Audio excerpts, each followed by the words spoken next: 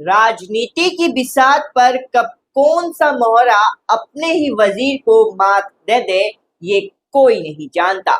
जो आवाज कल तक मंच से दहाड़ते हुए ममता बनर्जी को देश का प्रधानमंत्री बनाने की कस्में खाती थी, जो आवाज बीजेपी को वॉशिंग मशीन बताकर सबसे तीखे तंज कसती थी, आज उसी आवाज ने अपनी ही पार्टी के खिलाफ बगावत का बिगुल फूंक दिया है। 2026 के पश्चिम बंगाल चुनावों ने न सिर्फ सत्ता का समीकरण नहीं बदला, बल्कि वफादारी की पूरी परिभाषा ही पलट कर रख दी है। नमस्कार, मैं हूं प्रज्ञांश तिवारी और आप देख रहे हैं न्यूज चौपाल।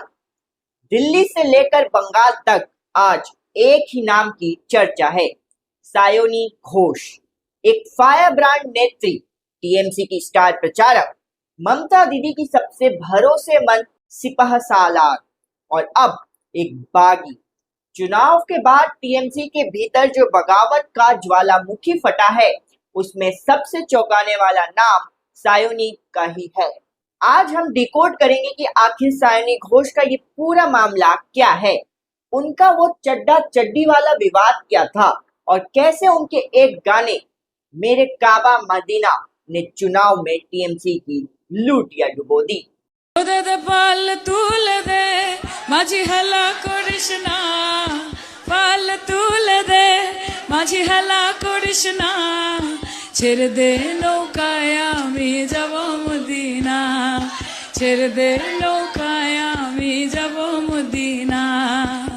দুনিয়ায় নবী এলো মা আমিনার ঘরে, কাঁদিলে হাজার মানি খাসিলে মুক্তা ঝরে। ও দয়াল মুর্শিদ যার সখা তার কিসের ভাবনা, মুর্শিদ যার সখা তার কিসের ভাবনা, আমার হৃদয় মাঝে কাবা নয়নে মদিনা, আমার হৃদয় মাঝে কাবা নয়নে মদিনা। जरा सोचिए, एक नेत्री जिसे ममता बनर्जी का सबसे करीबी माना जाता था, 2026 के विधानसभा चुनावों में वो टीएमसी की सबसे बड़ी आवाज थी। लेकिन जैसे ही चुनाव खत्म हुए, काकोली घोष दस्तीदार के नेतृत्व में जो सांसद बागी हुए, उस लिस्ट में सायोनी घोष का नाम देखकर बंगाल की सियासत सन्न रह गई है। चुनाव प्रचार के दौरान सायोनी घोष के निशाने पर सबसे ज्यादा अगर कोई था तो वो थी भारतीय जनता पार्टी। मंच से खड़े होकर वो पूरे जोश में कहती थी कि बीजेपी एक वॉशिंग मशीन है, जिसमें जाकर बड़े बड़े भ्रष्टाचारी एकदम साफ हो जाते हैं। लेकिन राजनीति का खेल देखिए, कल तक जो वॉशिंग मशीन इन्हें खटकती थी, आज क्या उसी वॉशिंग मशीन में ये खुद धुलने को तैयार खड़ी हैं। जनता अब यही सवाल पूछ रही है कि सायोनी जी, आपके उसूलों की मियाद क्या सिर्फ सत्ता के शिखर पर रहने तक की थी? सायोनी घोष हमेशा से अपने तीखे और विवादित बयानों के लिए सुर्खियों में रही है, लेकिन आपको याद होगा, हाल ही में उनकी जुबान कुछ ऐसी फिसली जिसने पूरे देश में बवाल मचा दिया। आम आदमी पार्टी के नेता राघव चड्ढा के दल बदल की अटकलों पर तंज कसते हुए सायोनी ने कैमरे पर कह दिया था, चड्ढा चड्डी बन सकता है लेकिन सायोनी नहीं।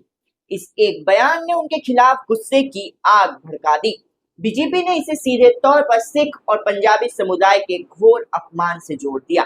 वो कहती थी कि सायोनी कभी नहीं बदलेगी, लेकिन आज दल बदल की कगार पर खड़ी सायोनी को अपने इसी बयान का आईना देखना पड़ रहा है। लेकिन 2026 के चुनाव में सायोनी घोष से सबसे बड़ी राजनीतिक भूल क्या हुई, वो वाक्य जिसे देश की राजनीति में तुष्टीकरण के सबसे बड़े बैकफायर के रूप में याद करा जाएगा। चुनाव प्रचार के दौरान सायोनी घोष ने एक रैली में सांप्रदायिक सौहार्द का संदेश देने के नाम पर माइक पकड़ा और गा दिया, मेरे दिल में है काबा और मेरी आंखों में है मदीना। पाल तुल दे माझी हला करिस ना, पाल तुल दे माझी हला करिस ना, ছেড়ে দে নৌকায় আমি যাব মদিনা, ছেড়ে দে নৌকায় আমি যাব মদিনা।